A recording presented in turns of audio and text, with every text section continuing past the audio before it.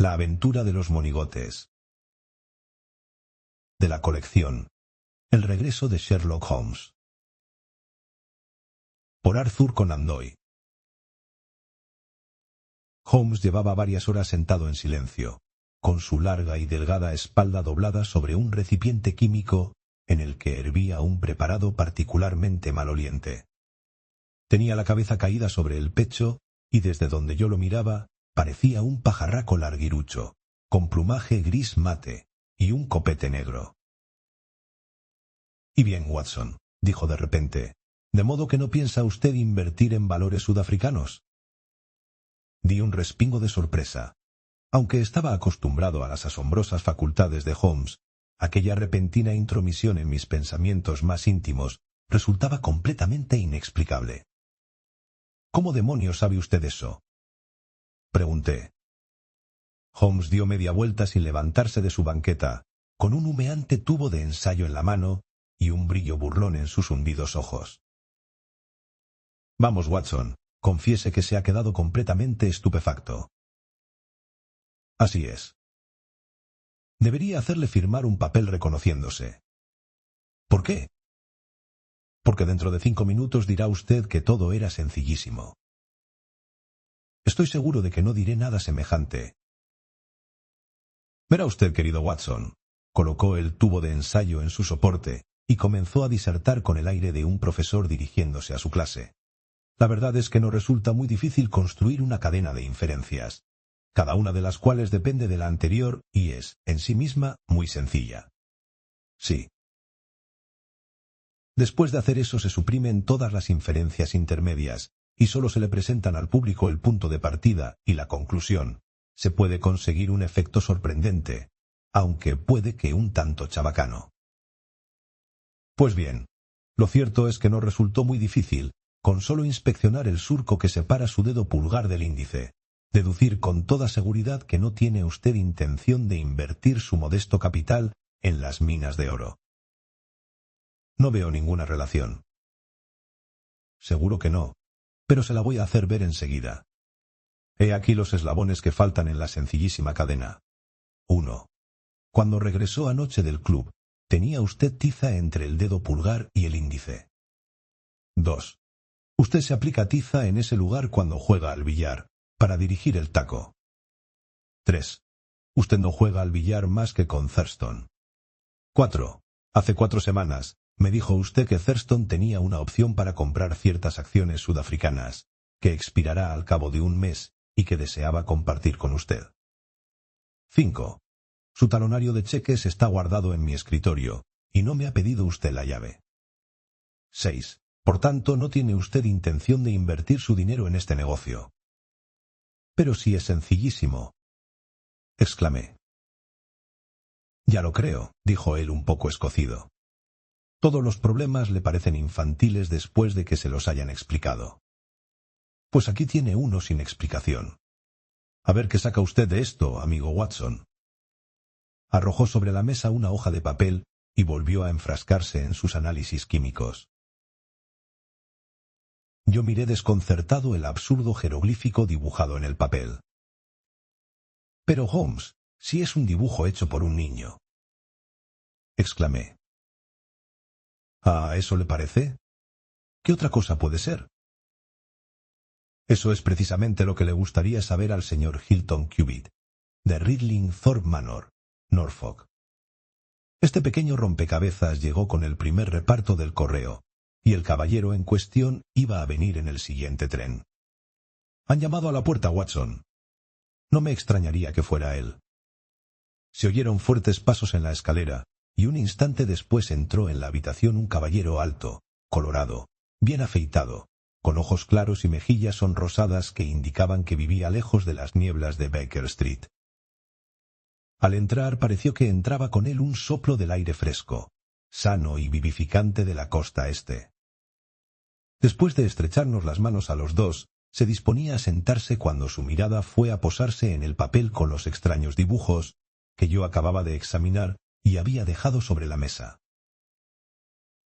«Y bien, señor Holmes, ¿qué ha sacado de eso?», preguntó. «Me dijeron que le gustaban a usted los misterios extravagantes, y no creo que pueda encontrar uno más extravagante que este. Le envié el papel por delante para que tuviera tiempo de estudiarlo antes de que llegara yo. Desde luego se trata de un documento muy curioso, dijo Holmes. A primera vista, podría pensarse que no es más que un juego de niños. Son una serie de monigotes ridículos que parecen estar bailando. ¿Por qué le atribuye usted tanta importancia a una cosa tan grotesca? No soy yo, señor Holmes, es mi esposa. Esto la tiene muerta de miedo. No dice nada, pero puedo advertir el terror en sus ojos. Por eso quiero llegar al fondo del asunto. Holmes levantó el papel para que le diera de lleno la luz del sol. Era una página arrancada de un cuaderno. Los dibujos estaban hechos a lápiz. Holmes examinó el papel durante un buen rato y después lo dobló con cuidado y lo guardó en su cuaderno de bolsillo. Este promete ser un caso de lo más interesante e insólito, dijo. En su carta me informaba usted de algunos pormenores, señor Cubitt, pero le agradecería muchísimo que lo repitiera todo, en beneficio de mi amigo el señor Watson. No se me da muy bien contar historias, dijo nuestro visitante, cerrando y abriendo con nerviosismo sus grandes y fuertes manos. Así que no vacile en preguntarme si algo no queda claro. Empezaré por mi boda, que tuvo lugar hace un año. Pero antes que nada, quiero decirles que, aunque no soy un hombre rico, mi familia lleva viviendo en Rillingthorpe desde hace 5 siglos, y no existe una familia más conocida en todo el condado de Norfolk. El año pasado vine a Londres para la fiesta de aniversario, y me alojé en una casa de huéspedes de Russell Square, porque allí era donde se alojaba Parker, el vicario de nuestra parroquia. También estaba allí una señorita americana apellidada Patrick, Elsie Patrick. No sé cómo, nos hicimos amigos, y antes de un mes yo estaba tan enamorado como puede estarlo un hombre. Nos casamos discretamente en el registro civil, y regresamos a Norfolk convertidos en matrimonio. Le parecerá a usted una locura, señor Holmes, que un hombre perteneciente a una antigua e ilustre familia se case de esta manera, sin saber nada del pasado ni de la familia de su esposa. Pero si la viera y la conociera, no le costaría tanto entenderlo. Ella se portó con absoluta honradez. No se puede decir que no me diera toda clase de facilidades para romper el compromiso si yo lo deseaba. He tenido en mi vida algunas compañías muy desagradables, me dijo. Quiero olvidarme de ellas y preferiría no mencionar nunca el pasado, porque me resulta muy doloroso.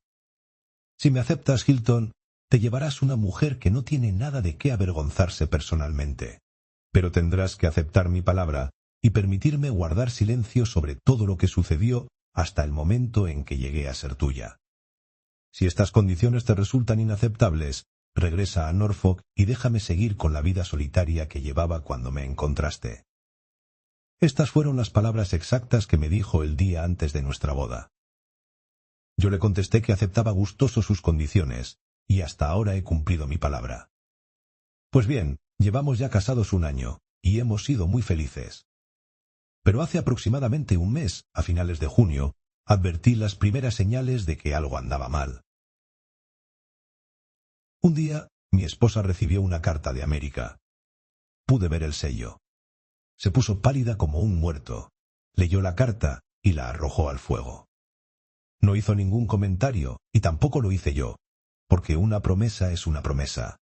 Pero desde aquel momento, mi mujer no ha conocido un instante de sosiego. Tiene una expresión constante de miedo, como si estuviera esperando algo terrible. Lo mejor que podría hacer es confiar en mí. Descubriría que soy su mejor amigo. Pero mientras no hable, yo no puedo decir nada. Le aseguro, señor Holmes, que es una mujer sincera, y que si en el pasado se vio metida en algún lío, no fue por culpa suya. No soy más que un simple hacendado de Norfolk, pero no existe en Inglaterra un hombre que valore más que yo el honor de su familia. Ella lo sabe bien, y lo sabía antes de casarse conmigo. Jamás arrojaría una mancha sobre nuestro honor. De esto estoy seguro. Y ahora llegamos a la parte extravagante de la historia. Hace como una semana, el martes de la pasada semana, encontré en el alféizar de una ventana un conjunto de monigotes bailarines, como los de este papel, dibujados con tiza. Pensé que los habría dibujado el mozo de cuadras, pero éste juró que no sabía nada del asunto. En cualquier caso, los pintaron durante la noche. Hice que los borraran y no se lo comenté a mi mujer hasta más tarde. Con gran sorpresa por mi parte, ella se lo tomó muy en serio y me rogó que si aparecían más se los dejara ver. No sucedió nada durante una semana, pero ayer por la mañana encontré este papel sobre el reloj de sol del jardín. Se lo enseñé a Elsie y cayó desmayada al instante. Desde entonces parece como sonámbula, medio aturdida y con el terror constantemente pintado en los ojos. Fue entonces cuando decidí escribirle y enviarle el papel, señor Holmes. No es una cosa que se pueda denunciar a la policía, porque se habrían reído de mí, pero usted me dirá qué se puede hacer. No soy rico, pero si algún peligro amenaza a mi mujercita, gastaría hasta el último penique para protegerla. Era un gran tipo aquel hijo de la antigua Inglaterra, sencillo, honesto y amable, con sus grandes y expresivos ojos azules y su rostro amplio y simpático.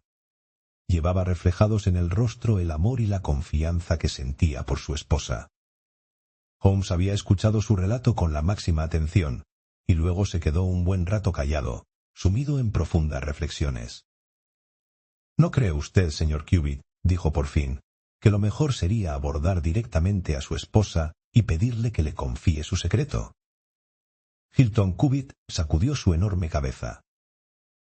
Una promesa es una promesa, señor Holmes. Si él sí quisiera decírmelo, me lo diría. Si no, no seré yo quien viole su confianza. Pero tengo derecho a actuar por mi cuenta, y pienso hacerlo. Entonces, le ayudaré de todo corazón. En primer lugar, ¿sabe usted si ha aparecido algún extranjero por su vecindario? No. Supongo que se trata de un lugar muy tranquilo, y que una cara nueva provocaría comentarios. En la vecindad inmediata, sí. Pero no muy lejos hay varios pueblos con balnearios, y los granjeros aceptan huéspedes. Es evidente que estos jeroglíficos significan algo. Si se trata de una clave arbitraria, puede resultarnos imposible descifrar. Pero si es sistemática, no me cabe duda de que llegaremos al fondo del asunto. Sin embargo, esta muestra en particular es tan pequeña que no puedo hacer nada con ella, y la información que usted me ha dado es tan inconcreta que carecemos de base para una investigación. Yo le aconsejaría regresar a Norfolk, mantenerse ojo a visor y hacer una copia exacta de todo nuevo monigote que aparezca. Es una verdadera lástima que no dispongamos de una copia de los que se dibujan con tiza en el alféizar de la ventana. Además de esto, investigue discretamente acerca de la presencia de extranjeros por los alrededores. Cuando haya reunido algún dato nuevo, vuelva a verme. Es el mejor consejo que puedo darle, señor Cubitt. Si se presentara alguna novedad apremiante, me tendrá siempre dispuesto a acudir corriendo a su casa de Norfolk. La entrevista dejó a Sherlock Holmes muy pensativo, y durante los días siguientes le vi en varias ocasiones sacar la hoja de papel de su cuaderno y contemplar durante largo rato y con gran interés las curiosas figuras dibujadas en ella. Sin embargo, no volvió a hacer mención del asunto hasta una tarde, unos 15 días después. Yo me disponía a salir cuando él me llamó. Será mejor que se quede, Watson. ¿Por qué? Porque esta mañana he recibido un telegrama de Hilton Cubitt. ¿Se acuerda usted de Hilton Cubitt, el de los monigotes? Ha debido llegar a la estación de Liverpool Street a la 1:20. Estará aquí de un momento a otro. Su telegrama parece sugerir que se han producido novedades de importancia. No tuvimos que esperar mucho. Nuestro caballero de Norfolk vino directamente desde la estación, tan rápido como pudo llevarlo un coche de alquiler. Se le veía angustiado y deprimido, con los ojos fatigados y la frente llena de arrugas. Este asunto me está destrozando los nervios, señor Holmes, dijo dejándose caer en una butaca como si estuviera agotado. Ya es bastante malo sentirse rodeado por gente invisible y misteriosa que parece estar tramando algo contra uno. Pero si además uno sabe que eso está matando poco a poco a su esposa, la cosa se hace verdaderamente insoportable. Elsie se está consumiendo ante mis propios ojos. ¿Todavía no ha dicho nada? No, señor Holmes, no ha dicho nada. Y sin embargo, ha habido momentos en que la pobre chica quería hablar, pero no acababa de decidirse a dar el paso. He intentado ayudarla, pero me temo que no fui muy hábil, y solo conseguí asustarla y que siguiera callando. Me hablaba de la antigüedad de mi familia, de nuestra reputación en el condado, del orgullo que sentimos por nuestro honor intachable, y siempre me parecía que estaba a punto de explicarse, pero por una cosa o por otra, nunca llegaba a hacerlo. ¿Y usted ha descubierto algo por su cuenta? Mucho, señor Holmes. Traigo varios dibujos nuevos de monigotes para que usted los examine, y, lo que es más importante, he visto al sujeto. ¿Cómo? ¿Al hombre que los dibuja? Sí, lo sorprendí en plena faena. Pero es mejor que se lo cuente todo en orden. Cuando regresé después de visitarlo a usted, lo primero que vi a la mañana siguiente fue una nueva cosecha de monigotes. Estaban dibujados con tiza en la puerta negra de madera del cobertizo donde se guardan las herramientas, que está junto al césped, bien a la vista desde las ventanas. Saqué una copia exacta y aquí la tengo. Desplegó un papel y lo extendió sobre la mesa. He aquí el jeroglífico. «Excelente», dijo Holmes. «Excelente. Por favor, continúe». Después de copiarlos, borré los dibujos. Pero 2 días después apareció una nueva inscripción. «Aquí tengo la copia». Holmes se frotó las manos y soltó una risita de placer. «Vamos acumulando material con mucha rapidez», dijo. 3 días después apareció un mensaje dibujado en papel, que dejaron sobre el reloj de sol, sujeto con una piedra. Como ve, las figuras son exactamente las mismas que en el dibujo anterior. Después de eso, decidí ponerme al acecho. Cogí mi revólver y me senté en mi estudio, desde donde se domina el césped y el jardín. A eso de las 2 de la mañana, seguía sentado junto a la ventana, completamente a oscuras, excepto por la luz de la luna que brillaba fuera, cuando oí pasos a mi espalda y allí estaba mi mujer en camisón. Me rogó que fuera a la cama, y yo le dije sin rodeos que quería averiguar quién estaba jugando con nosotros un juego tan absurdo. Me respondió que se trataba de alguna broma idiota y que no debía prestarle atención. «Si tanto te molesta, Hilton, podríamos irnos de viaje los dos, y nos evitaríamos esta molestia». «¿Qué? ¿Dejar que un bromista nos expulse de nuestra casa?». Dije: «Seríamos el hazmerreír de todo el condado».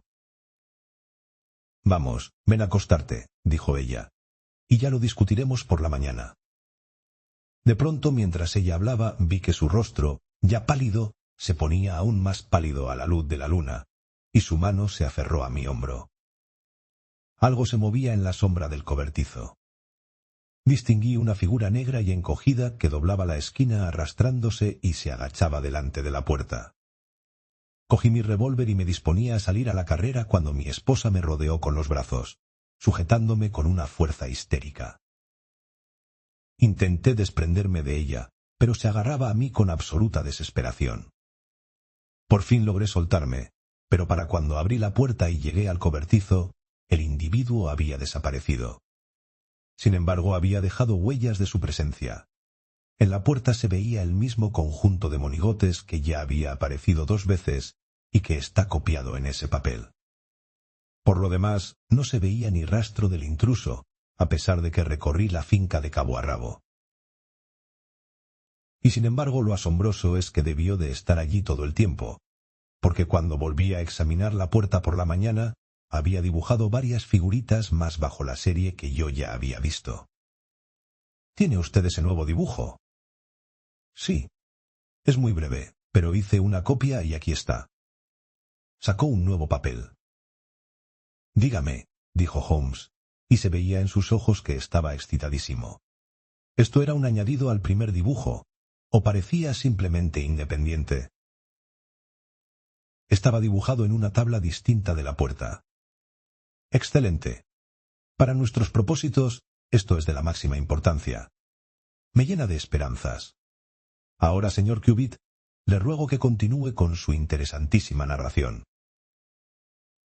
No tengo nada más que decir, señor Holmes, excepto que me irrité con mi mujer por haberme sujetado cuando podría haber atrapado a aquel granuja merodeador. Me dijo que tuvo miedo de que pudieran hacerme algún daño, y por un instante me asaltó el pensamiento de que tal vez lo que ella temía en realidad es que pudiera hacerle algún daño a él, porque estaba convencido de que ella sabía quién era aquel hombre y lo que significaban sus extraños mensajes.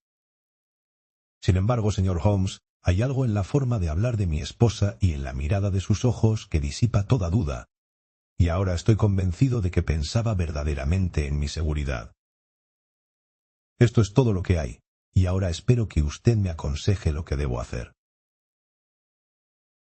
Por mi gusto, pondría media docena de peones escondidos entre los arbustos, y cuando volviera ese fulano le darían tal paliza que nos dejaría en paz para siempre. Me temo que el caso es demasiado grave para remedios tan simples, dijo Holmes. ¿Cuánto tiempo puede usted quedarse en Londres? Tengo que regresar hoy mismo. Por nada del mundo dejaría sola a mi esposa por la noche. Está muy nerviosa y me ha suplicado que vuelva. Creo que hace usted bien. Pero si hubiera podido quedarse, es posible que dentro de 1 o 2 días yo habría podido regresar con usted. Mientras tanto, déjeme esos papeles, y creo muy probable que pueda ir a visitarle muy pronto y arrojar alguna luz sobre el caso. Sherlock Holmes mantuvo su actitud serena y profesional hasta que nuestro visitante se hubo marchado, aunque yo, que le conocía bien, veía perfectamente que se encontraba excitadísimo. En cuanto las anchas espaldas de Hilton Cubitt desaparecieron por la puerta, mi compañero corrió a la mesa, extendió todos los papeles con monigotes dibujados y se enfrascó en intrincados y laboriosos cálculos. Durante 2 horas le vi llenar hojas y hojas de papel con figuras y letras, tan absorto en su tarea que resultaba evidente que se había olvidado de mi presencia. De vez en cuando hacía progresos y entonces silbaba y cantaba al trabajar. Otras veces se quedaba desconcertado y permanecía sentado durante largo rato con la frente fruncida y la mirada ausente. Por fin saltó de su asiento con un grito de satisfacción y se puso a dar zancadas por la habitación mientras se frotaba las manos.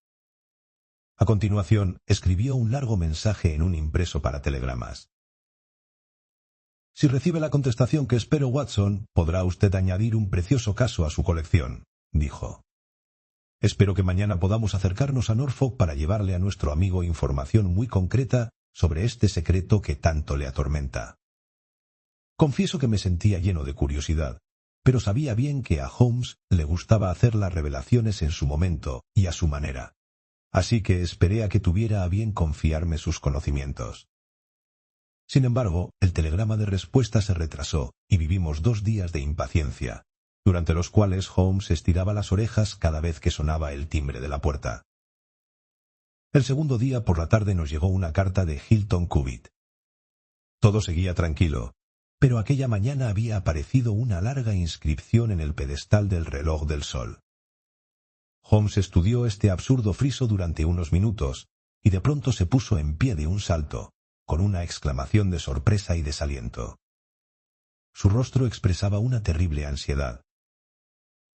«Hemos dejado que esto vaya demasiado lejos», dijo. «¿Hay algún tren para North Walsham esta noche?» Consulté el horario de ferrocarriles. El último tren acababa de salir.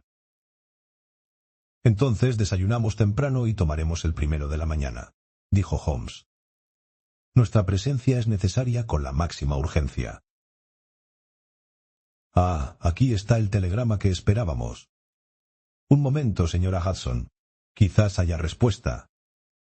«No, es justo lo que esperaba. Este mensaje hace aún más imprescindible que no perdamos un momento en informar a Hilton Cubitt del estado de las cosas, porque nuestro simpático hacendado de Norfolk se encuentra enredado en una extraña y peligrosa telaraña». Los hechos demostraron que tenía razón. Aún ahora, al acercarme a la conclusión de la historia que al principio me había parecido una fantasía infantil, vuelvo a experimentar la angustia y el horror que entonces sentí. Ojalá hubiera tenido un final más feliz para comunicárselo a mis lectores, pero la crónica debe atenerse a los hechos. Y yo debo seguir hasta su siniestro desenlace la extraña cadena de sucesos que durante unos días convirtieron a Ridlingthorpe Manor en tema de conversación a todo lo largo y ancho de Inglaterra. Apenas habíamos descendido del tren en North Walsham y mencionado nuestro lugar de destino, cuando el jefe de estación se acercó corriendo a nosotros. —¿Son ustedes los policías de Londres? —preguntó. Por el rostro de Holmes cruzó una expresión de preocupación. —¿Qué le hace pensar semejante cosa? —Es que acaba de pasar por aquí el inspector Martin de Norwich. Pero tal vez sean ustedes los médicos. Ella no ha muerto. Por lo menos, esto es lo último que se supo. Quizás aún lleguen a tiempo de salvarla, aunque sea salvarla para la horca. La frente de Holmes se nubló de ansiedad. Nos dirigimos a Ridlingthorpe Manor, dijo, pero no sabemos nada de lo que ha ocurrido allí. Una cosa terrible, dijo el jefe de estación. Heridos a tiros los dos, el señor Cubitt y su esposa. Ella le disparó y luego se pegó un tiro. Al menos eso dicen los criados. Él ha muerto, y a ella no hay muchas esperanzas de salvarla. Señor, señor. Una de las familias más antiguas del condado de Norfolk, y una de las más honorables. Sin decir palabra, Holmes corrió hacia un coche de alquiler y no abrió la boca en todo el largo recorrido de 7 millas. Pocas veces lo he visto tan abatido. Se había mostrado inquieto durante todo el viaje desde Londres, y me había llamado la atención la ansiedad con que hojeaba los diarios de la mañana. Pero el hecho de que sus peores temores se hubieran convertido en realidad de manera tan brusca, lo dejó sumido en una ciega melancolía. Permanecía recostado en su asiento, perdido en fúnebres especulaciones. Sin embargo, había muchas cosas interesantes a nuestro alrededor, ya que atravesamos uno de los paisajes más curiosos de Inglaterra, en el que unas pocas casas desperdigadas representaban a la población actual, mientras que a ambos lados del camino se alzaban enormes iglesias de torres cuadradas, que surgían del paisaje verde y llano, pregonando la gloria y la prosperidad de la antigua East Anglia. Por fin divisamos el borde violáceo del mar del norte sobre el verde de la costa de Norfolk, y el cochero señaló con su látigo 2 viejos tejadillos de ladrillo y madera que sobresalía de un bosquecito. «Esa es Ridlingthorpe Manor», dijo. Cuando el coche se detuvo frente a la puerta principal, pude ver, junto al campo de tenis, el cobertizo negro y el reloj de sol con su pedestal, que tan siniestro significado encerraban para nosotros. Un hombrecillo bien vestido, de aspecto sagaz y con bigote engomado, acababa de apearse de un carricoche. Se presentó como el inspector Martin, de la comisaría de Norfolk, y se sorprendió muchísimo al oír el nombre de mi compañero. «Caramba, señor Holmes, pero si el crimen se ha cometido a las 3 de la mañana. ¿Cómo es posible que se haya enterado en Londres y haya llegado al mismo tiempo que yo?» «Es que lo preveía. Vine con la esperanza de poder impedirlo. En tal caso debe disponer de importante información, de la que nosotros carecemos. Por aquí se decía que eran una pareja muy bien avenida». «El único dato de que dispongo son los monigotes», dijo Holmes. «Ya se lo explicaré más tarde. Mientras tanto, dado que ya es demasiado tarde para evitar la tragedia, lo que me urge es utilizar la información que poseo. Para procurar que se haga justicia. ¿Colaborará usted conmigo en la investigación, o prefiere que yo actúe por mi cuenta?» «Será para mí un orgullo que actuemos juntos, señor Holmes», dijo el inspector de todo corazón. «En ese caso, me gustaría escuchar los testimonios y examinar la casa sin perder un instante». El inspector Martin tuvo el buen sentido de dejar que mi amigo hiciera las cosas a su manera, y se conformó con tomar cuidadosa nota de los resultados. El médico de la localidad, un anciano de cabellos blancos, acababa de bajar de la habitación de la señora Cubitt, y nos comunicó que sus heridas eran graves, aunque no mortales de necesidad. La bala había atravesado el cráneo por delante del cerebro, y lo más probable era que tardará algún tiempo en recuperar la conciencia. Al preguntársele si se había disparado ella misma o lo había hecho otra persona, no se atrevió a dar una opinión definitiva. Desde luego, el disparo se había hecho desde muy cerca. En la habitación solo se había encontrado un revólver, con 2 casquillos vacíos. El señor Hilton Cubitt había recibido un tiro en el corazón. Tan verosímil era que él hubiera disparado contra su mujer para después matarse, como que fuera ella la asesina, ya que el revólver estaba caído en el suelo entre ellos, a la misma distancia de los dos. ¿Han movido el cadáver? No hemos movido más que a la señora. No podíamos dejarla tirada estando herida. ¿Cuánto tiempo lleva usted aquí, doctor? Desde las 4. ¿Ha venido alguien más? Sí, el policía de aquí. ¿Y no han tocado ustedes nada? Nada. Han actuado ustedes con mucha prudencia. ¿Quién le hizo llamar? La doncella, Saunders. ¿Fue ella la que dio la voz de alarma?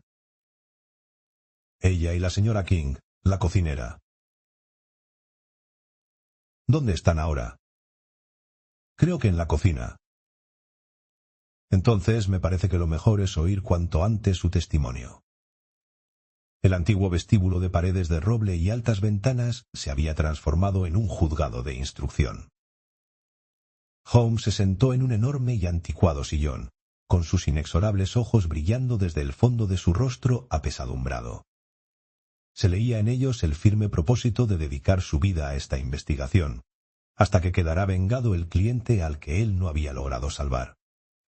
El atildado inspector Martin, el anciano y barbudo médico rural, un obtuso policía del pueblo, y yo componemos el resto de aquel extraño equipo. Las 2 mujeres contaron su historia con bastante claridad. Estaban durmiendo y se habían despertado al oír un estampido, al que siguió otro un instante después. Dormían en habitaciones contiguas, y la señora King había corrido a la de Saunders. Bajaron juntas las escaleras. La puerta del estudio estaba abierta y había una vela encendida sobre la mesa. Su señor estaba caído boca abajo en el centro de la habitación, muerto. Cerca de la ventana estaba acurrucada su esposa, con la cabeza apoyada en la pared. Estaba gravemente herida, con todo un lado de la cabeza rojo de sangre. Respiraba entrecortadamente, pero era incapaz de decir nada. Tanto el pasillo como la habitación estaban llenos de humo y olor a pólvora. La ventana estaba bien cerrada y asegurada por dentro. Las 2 mujeres estaban seguras de eso. Habían hecho llamar inmediatamente al doctor y al policía, y luego, con ayuda del lacayo y el mozo de cuadras, habían trasladado a su maltrecha señora a su habitación. Tanto ella como su marido habían estado acostados en la cama. La señora estaba en camisón, y él tenía puesto un batín encima del pijama. No se había tocado nada en el estudio.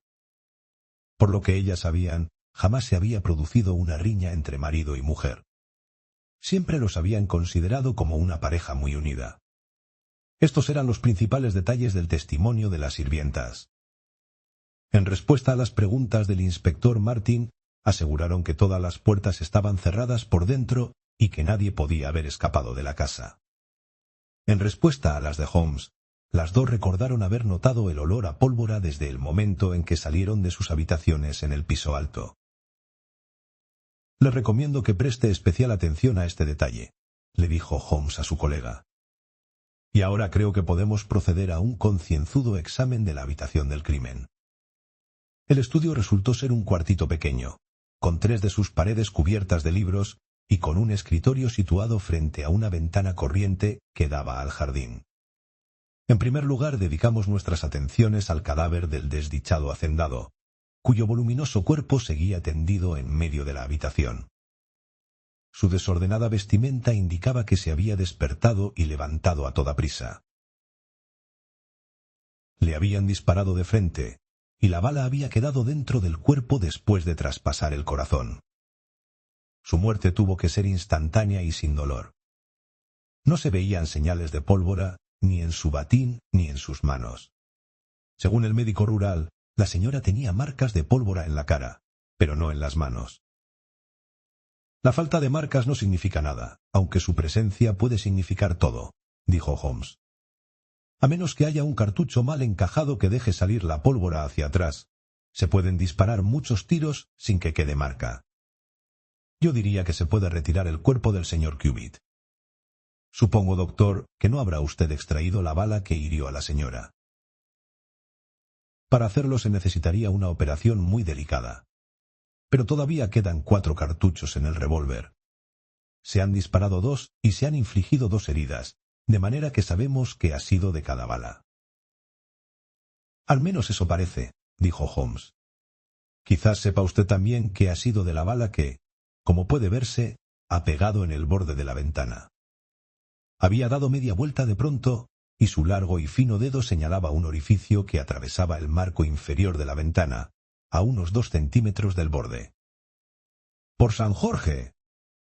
—exclamó el inspector. ¿Cómo ha podido encontrar eso? —Porque lo estaba buscando. —Admirable —dijo el médico rural—. Desde luego tiene usted razón, señor. Entonces se hizo un tercer disparo y, por tanto, tuvo que estar presente una tercera persona. Pero ¿quién puede haber sido y cómo pudo escapar? Ese es el problema que intentamos resolver ahora, dijo Sherlock Holmes. ¿Recuerda usted, inspector Martin, que cuando las sirvientas dijeron que habían notado el olor a pólvora nada más salir de su habitación, yo le comenté que se trataba de un detalle de suma importancia? Lo recuerdo, pero confieso que no sé a qué se refería. Eso indica que en el momento de hacerse los disparos, tanto la puerta como la ventana del estudio estaban abiertas. De lo contrario, el humo de la pólvora no se habría difundido por la casa con tanta rapidez. Para eso se necesita una corriente de aire. Sin embargo, la puerta y la ventana solo estuvieron abiertas durante un espacio de tiempo muy corto. ¿Cómo demuestra usted eso? Porque la vela no ha chorreado. ¡Fantástico!, exclamó el inspector. ¡Fantástico! Como tenía la seguridad de que la ventana había estado abierta en el momento de la tragedia, supuse que pudo haber intervenido una tercera persona, que estaría fuera y habría disparado a través de la ventana. Los disparos dirigidos contra esta persona podrían haber dado en el marco. Busqué allí y, como esperaba, encontré la señal del balazo. ¿Y cómo es que la ventana se encontró cerrada y asegurada? El primer impulso de la mujer debió de ser cerrar y asegurar la ventana. Pero, ajá, ¿qué es esto? Era un bolso de mujer sobre la mesa del estudio. Un bolsito muy elegante, de piel de cocodrilo y plata. Holmes lo abrió y volcó sobre la mesa su contenido. Había 20 billetes de 50 libras del Banco de Inglaterra, sujetos con una goma y nada más. Habrá que guardar esto para presentarlo en el juicio, dijo Holmes, entregando al inspector el bolso con su contenido. Ahora es necesario que intentemos arrojar alguna luz sobre esta tercera bala, que resulta evidente por el astillamiento de la madera, ha sido disparada desde el interior de la habitación. Me gustaría hablar de nuevo con la señora King, la cocinera. Dijo usted, señora King, que las despertó un fuerte estampido. Al decir eso, quería usted decir que le pareció más fuerte que el segundo. Bueno, señor, yo estaba dormida y me despertó, así que resulta difícil juzgar. Pero me pareció muy fuerte. ¿Podría haberse tratado de 2 tiros, disparados casi al mismo tiempo? No sabría decirle, señor. Yo creo que eso fue, sin duda, lo que sucedió. Me parece, inspector Martín, que hemos agotado ya las posibilidades de esta habitación. Si tiene la amabilidad de acompañarme, veremos qué nueva información nos ofrece el jardín. Había un macizo de flores que llegaba hasta la ventana del estudio, y al acercarnos, todos dejamos escapar una exclamación. Las flores estaban pisoteadas, y la tierra blanda estaba cubierta de marcas de pisadas. Pisadas grandes, masculinas, con punteras particularmente largas y puntiagudas. Holmes husmeó entre la hierba y las hojas como un perro de caza que busca un ave herida. De pronto, con un grito de satisfacción, se agachó y recogió del suelo un pequeño cilindro de latón. Lo que pensaba, dijo. La pistola tenía un expulsor, y aquí está el tercer casquillo. Creo, inspector Martín, que nuestro caso está casi terminado. El rostro del inspector del condado había ido reflejando su intenso asombro ante el rápido y magistral avance de las investigaciones de Holmes. Al principio había mostrado cierta tendencia a afirmar su propia posición, pero ahora se encontraba abrumado de admiración y dispuesto a seguir a Holmes donde fuera sin hacer preguntas. ¿De quién sospecha usted? Ya llegaremos a eso. Hay varios aspectos del problema que aún no he tenido ocasión de explicarle. Pero ahora que hemos llegado hasta aquí, creo que lo mejor será que conduzca el asunto a mi manera, y luego se lo aclararé todo de una vez por todas. Como usted desee, señor Holmes, siempre que atrapemos a nuestro hombre. No es mi intención hacerme el misterioso, pero cuando llega el momento de actuar, resulta imposible entretenerse en largas y complicadas explicaciones. Tengo en la mano todos los hilos del asunto. Aunque la señora no llegara a recuperar la conciencia, todavía podríamos reconstruir lo que sucedió anoche y encargarnos de que se haga justicia. En primer lugar, necesito saber si por estos alrededores hay alguna posada que se llame El Riges. Se interrogó a los sirvientes, pero ninguno de ellos había oído hablar de semejante lugar. Sin embargo, el mozo de cuadras aclaró la cuestión al recordar que a varios kilómetros de allí, en dirección a East Rust, vivía un granjero que se apellidaba así. ¿Es una granja aislada? Muy aislada, señor. ¿Incluso es posible que aún no se hayan enterado de lo que sucedió aquí esta noche? Puede que no, señor. Holmes reflexiona un momento y una curiosa sonrisa apareció en su rostro. Ensina un caballo, muchacho, dijo. Quiero que lleves una nota a la granja de El Rige. Sacó de un bolsillo una serie de papeles con los dibujos de monigotes, los colocó delante de él en la mesa del estudio y estuvo trabajando durante un rato. Al cabo del cual le pasó una nota al mozo, encargándole que la entregara en propia mano a la persona a quien iba dirigida, e insistiendo de manera especial en que no respondiera a ninguna pregunta que pudieran hacerle. Pude ver el sobre de la carta, escrito con letra irregular y desordenada, que no se parecía nada a la letra pulcra de Holmes. Iba dirigido al señor Abeslane, Granja El Rige, East Ruston, Norfolk. Creo, inspector, comentó Holmes, que lo mejor será que telegrafía pidiendo refuerzos, pues si mis cálculos son correctos, puede usted tener que conducir a la cárcel del condado a un preso muy peligroso. Seguro que el mismo muchacho que lleva esta carta puede llevar su telegrama. Si sale esta tarde algún tren para Londres, Watson, creo que haríamos bien en cogerlo, porque tengo que terminar un análisis químico bastante interesante, y esta investigación está a punto de concluir. Cuando el joven había partido con la nota, Sherlock Holmes dio instrucciones a la servidumbre. Si llegaba alguna visita preguntando por la señora Cubitt, no se le debía dar ninguna información sobre su estado, sino que tenían que hacerla pasar inmediatamente al recibidor. Puso la máxima insistencia en que se grabaran esto en la mente. Por último nos condujo al recibidor, mientras comentaba que el asunto había quedado ya fuera de sus manos y que procuraremos pasar el tiempo lo mejor que pudiéramos hasta que viéramos lo que nos aguardaba. El doctor se había marchado a atender a sus pacientes y solo quedamos el inspector y yo. Creo que puedo ayudarles a pasar una hora muy entretenida y provechosa, dijo Holmes, acercando su silla a la mesa y extendiendo delante de él los diversos papeles donde habían quedado registrados los bailes de los monigotes. En cuanto a usted, querido Watson, le debo toda clase de reparaciones por haber dejado transcurrir tanto tiempo sin satisfacer su natural curiosidad. A usted, inspector, el asunto le resultará muy atractivo como estudio profesional. Antes que nada debo informarle de las interesantes circunstancias relativas a las consultas que el señor Hilton Cubitt me hizo en Baker Street. A continuación, Holmes resumió en pocas palabras los hechos que el lector ya conoce.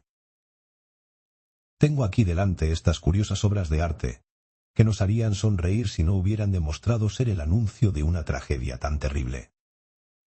Estoy bastante versado en todos los tipos de escritura secreta, e incluso he escrito. una modesta monografía sobre el tema, en la que analizó 160 cifrados diferentes, pero confieso que este era completamente nuevo para mí. Al parecer, la intención de los inventores del sistema era que nadie notara que los dibujos encerraban un mensaje, dando la impresión de que se trataba de meros dibujos infantiles hechos al azar. Sin embargo, una vez que sabemos que los símbolos representan letras y aplicando las reglas que se utilizan para descifrar toda clase de escrituras en clave, la solución resulta bastante sencilla. El primer mensaje que llegó a mí era tan corto que me resultó imposible hacer nada con él, excepto determinar con relativa confianza que el símbolo X correspondía a la letra E.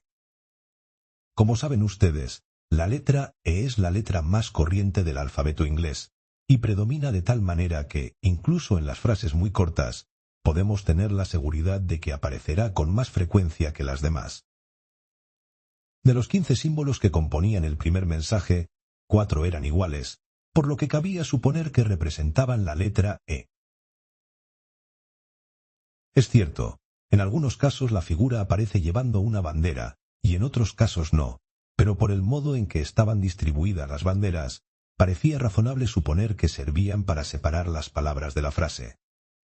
Partí, pues, de la hipótesis de que la siguiente figura representa la E. Pero ahora venía lo verdaderamente difícil del problema. Después de la E, el orden de frecuencia de las demás letras en el idioma inglés no es tan claro, y las preponderancias que pueden advertirse en una hoja de texto impreso pueden no presentarse en una frase breve. Hablando en general, el orden numérico de frecuencia de las letras sería T, A, O, I, N, S, H, R, D y L. Pero la T, la A y la O aparecen casi con la misma frecuencia, y resultaría interminable probar una a una todas las combinaciones hasta obtener una frase que tuviera sentido. En consecuencia, esperé a disponer de más material de estudio. En mi segunda entrevista con el señor Hilton Cubitt, este me proporcionó otras 2 breves frases y un mensaje que, puesto que no tenía banderas, parecía consistir en una sola palabra. Aquí están los símbolos. Ahora bien, en esta única palabra tenemos 2 E, en segunda y cuarta posición de una palabra de 5 letras. Podría tratarse de sever, lever o never. No cabe duda de que la última posibilidad es la más probable, como respuesta a una petición, y las circunstancias parecían indicar que se trataba de una respuesta escrita por la señora. Si aceptamos esto como correcto, podemos ya afirmar que los siguientes símbolos corresponden, respectivamente, a las letras N, V y R. Aún así, las dificultades seguían siendo considerables, pero una idea afortunada me proporcionó varias letras más. Se me ocurrió que si estas peticiones procedían, como yo sospechaba, de alguien que había conocido íntimamente a la dama en su vida anterior, era muy probable que la combinación formada por 2 E y 3 letras intermedias significara el nombre Elsie. Examinando los dibujos, descubrí este tipo de combinación al final del mensaje que se había repetido 3 veces. No cabía duda de que se trataba de un llamamiento a Elsie. De este modo conseguí la L, la S y la I. ¿Pero qué podía estarle pidiendo? La palabra que venía delante de Elsie tenía solo 4 letras y terminaba en E. Lo más probable era que se tratara de come, ven. Probé con otras muchas palabras terminadas en E, pero ninguna parecía adecuada al caso. Así pues, ya disponía de la C, la O y la M, y me encontraba en situación de atacar de nuevo el primer mensaje, dividiéndolo en palabras y colocando puntos en lugar de símbolos aún no descifrados. Una vez sometido a este tratamiento, el mensaje arrojó el siguiente resultado. .m. ER. ES. L.N. E. Ahora bien, la primera letra no podía ser más que la A, lo cual constituía un descubrimiento utilísimo, ya que se repite no menos de 3 veces en esta frase tan breve. Además, la H se hace evidente en la segunda palabra, con lo cual el mensaje queda así: AMHERE A.ESLANE. Y rellenando los huecos evidentes del nombre: AMHERE EABESLANEI. Ahora ya disponía de tantas letras que podía acometer con bastante confianza el segundo mensaje, que quedó de la siguiente manera: A.ELRI.ES.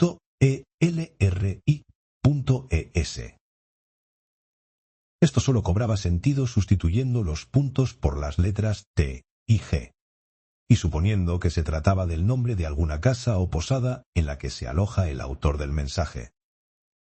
El inspector Martin y yo escuchábamos con el máximo interés la clara y completa explicación de cómo mi amigo había obtenido los resultados que le habían proporcionado un control tan completo de nuestra difícil situación.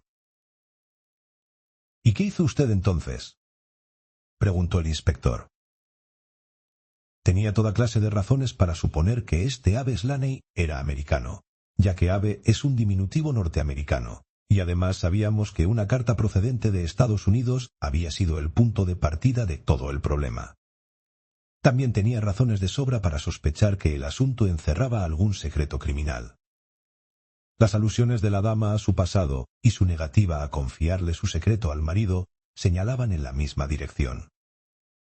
Así pues, telegrafié a mi amigo Wilson Hargreave, del Departamento de Policía de Nueva York, que más de una vez se ha beneficiado de mis conocimientos sobre el delito en Londres, y le pregunté si conocía algo del nombre Abe Slaney. Aquí está su respuesta: el maleante más peligroso de Chicago. La misma tarde que recibí esta respuesta, Hilton Cubitt me envió el último mensaje de Slaney.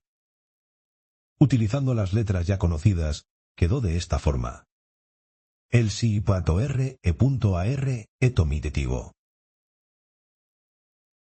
Añadiendo una P y una D se completaba el mensaje: Elsi prepare tomitigot, igual Elsi. Prepárate a comparecer ante Dios. Que demostraba que el canalla había pasado de la persuasión a las amenazas, y conociendo como conozco a los granujas de Chicago, estaba seguro de que no tardaría en pasar de las palabras a la acción. Así que vine a toda prisa a Norfolk con mi amigo y compañero el Dr. Watson, pero por desgracia solo llegamos a tiempo de comprobar que ya había sucedido lo peor. Es un privilegio colaborar con usted en la resolución de un caso, dijo el inspector con gran convicción. Sin embargo, me perdonará que le hable con franqueza.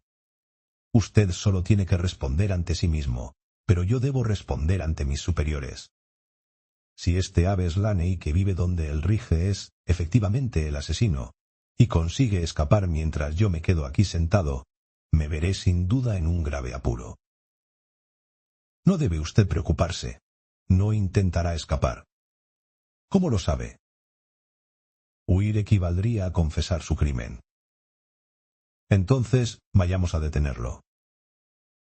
Estoy esperando que venga él aquí, de un momento a otro. ¿Por qué habría de venir? Porque le he escrito pidiéndole que venga. Pero esto es increíble, señor Holmes.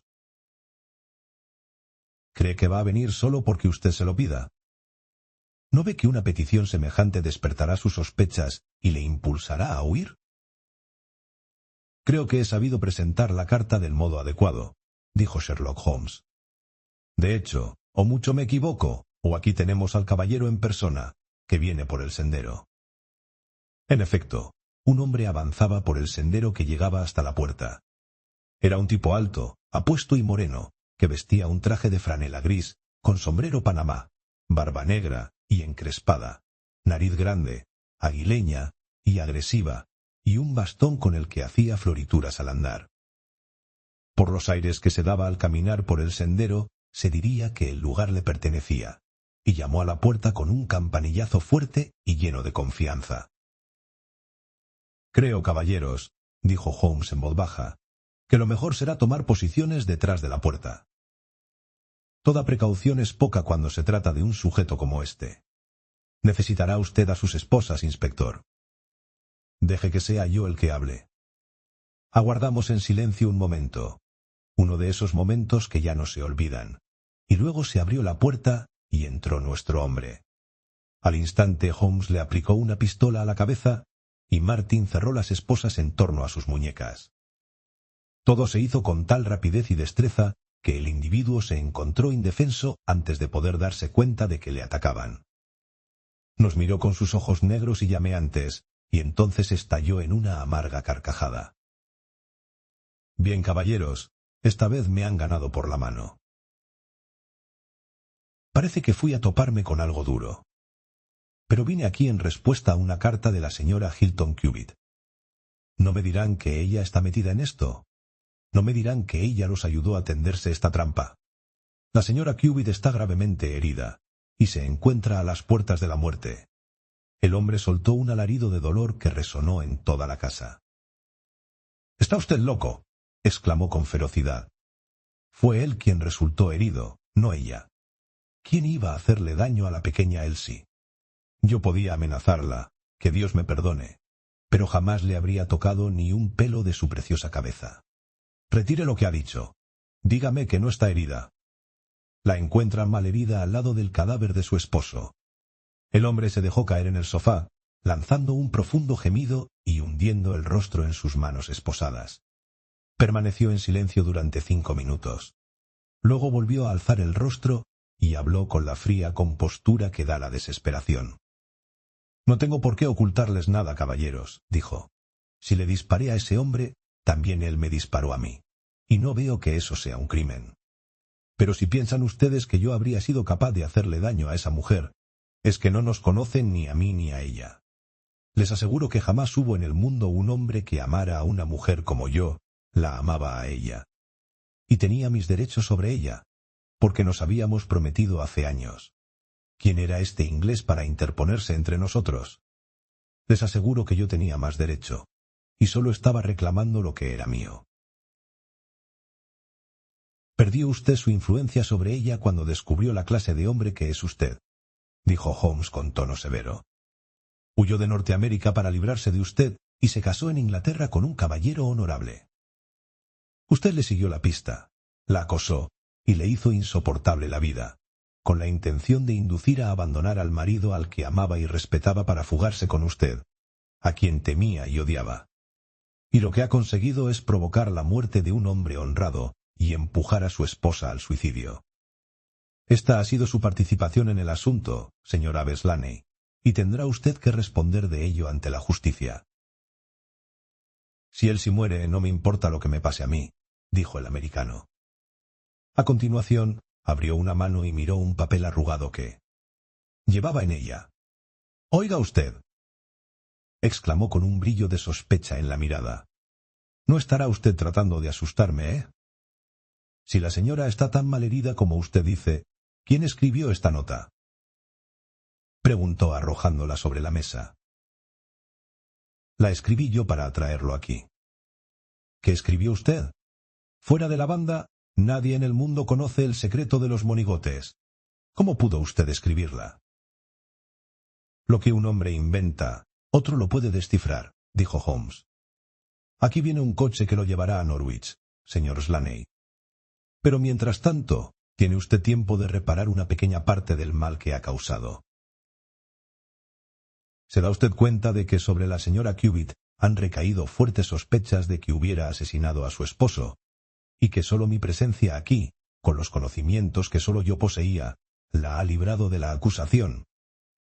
Lo menos que puede usted hacer por ella es dejar claro ante todo el mundo que ella no ha sido responsable, ni directa ni indirectamente, del trágico final de su marido».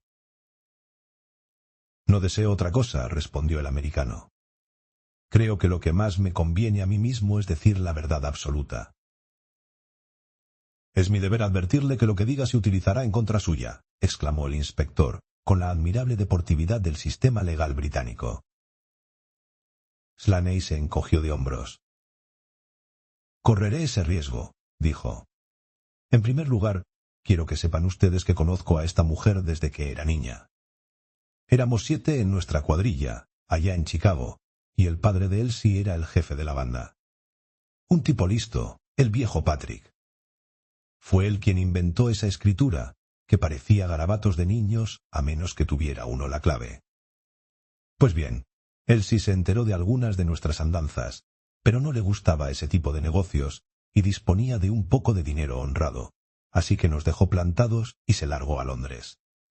Había sido novia mía, y estoy seguro de que se habría casado conmigo si yo me hubiera dedicado a otra cosa, pero no quería saber nada de negocios turbios. No conseguí localizarla hasta después de que se hubiera casado con el inglés. La escribí, pero no me contestó.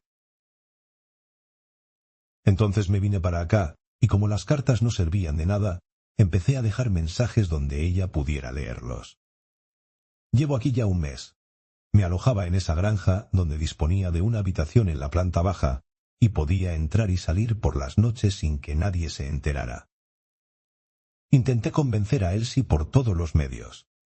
Yo sabía que ella leía los mensajes, porque una vez me escribió una respuesta debajo de uno de ellos. Por fin perdí la paciencia y empecé a amenazarla. Ella entonces me envió una carta implorándome que me marchara, y asegurando que le rompería el corazón ver a su esposo envuelto en un escándalo. Decía que bajaría a las 3 de la mañana, cuando su esposo estuviera dormido, para hablar conmigo a través de la ventana si luego yo me marchaba y la dejaba en paz. Bajó y trajo dinero, intentando sobornarme para que me marchara. Aquello me sacó de quicio. La agarré del brazo y traté de sacarla por la ventana, pero en aquel momento llegó corriendo el marido con el revólver en la mano. Elsie cayó al suelo y nosotros quedamos frente a frente. Yo también iba armado, y saqué mi revólver para asustarlo y que me dejara ir. Él disparó y falló. Yo disparé casi al mismo tiempo y lo tumbé. Me escabullí por el jardín, y mientras me retiraba oí que la ventana se cerraba a mis espaldas. Esa es la pura verdad, caballeros, hasta la última palabra.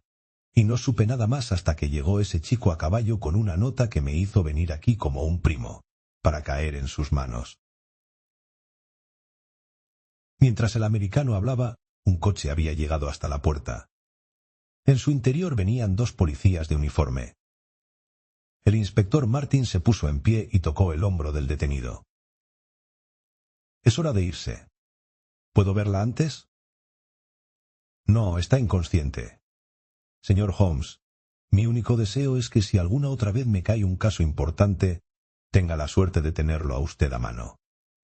Nos quedamos de pie junto a la ventana, mirando cómo se alejaba el coche. Al volverme, mi mirada cayó sobre la bola de papel que el detenido había tirado sobre la mesa. Era la nota que Holmes había usado como reclamo. «A ver, Watson, si es usted capaz de leerla», dijo sonriente. No contenía palabras, sino una pequeña hilera de monigotes. «Si utiliza el código que les he explicado», dijo Holmes, «verá que significa simplemente «come giaratonce». Ven aquí al instante».